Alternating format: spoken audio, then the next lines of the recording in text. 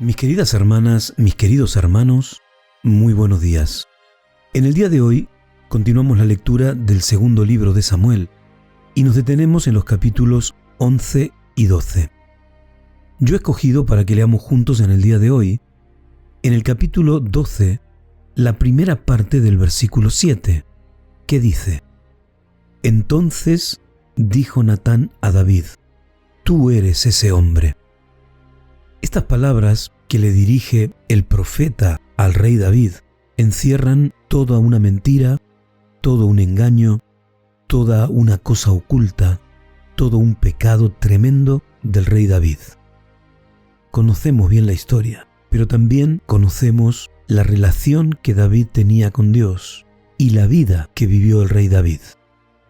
Yo quisiera que nos detuviéramos en la actitud de David, porque es impensable que cualquier persona, aunque sea un sacerdote o un profeta, que viene hablando en el nombre de algún dios, en alguna de las naciones de aquella época, 1000 años antes de nuestro Señor Jesús, le dijera al rey semejante osadía.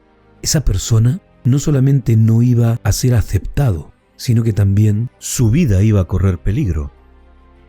Sin embargo, David no actuó de esa manera, porque David sabía que él había pecado y porque David fue confrontado directamente por el profeta enviado por Dios, en el nombre de Dios, a que reconociera ese pecado.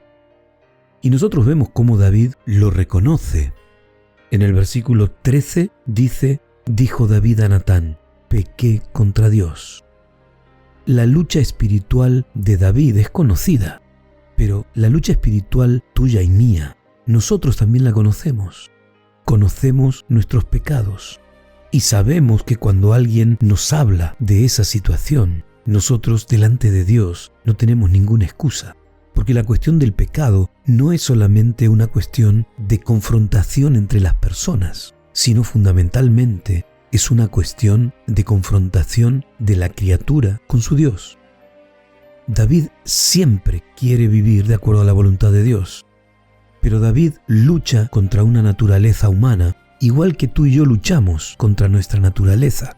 Él luchaba contra las tentaciones, igual que nosotros luchamos día a día en contra de las tentaciones que el enemigo va poniendo en nuestro camino.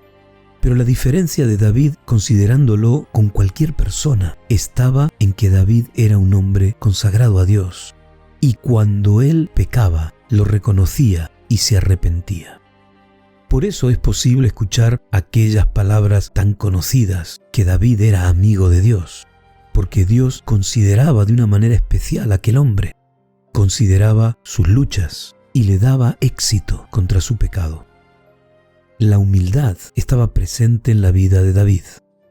La capacidad de humillarse delante de Dios estaba presente en la vida de David. Y la intención de modificar conductas y de cambiar dentro de lo posible las situaciones estaba en la vida de David. El problema es que cuando nosotros nos enfrentamos a estas situaciones, somos derrotados muchas veces por nosotros mismos, por nuestro orgullo, por nuestra falta de capacidad de reconocer, por soberbia. Así que meditemos muy seriamente en estas palabras, en esta historia. Que tengas un muy buen día. Que el Señor te bendiga.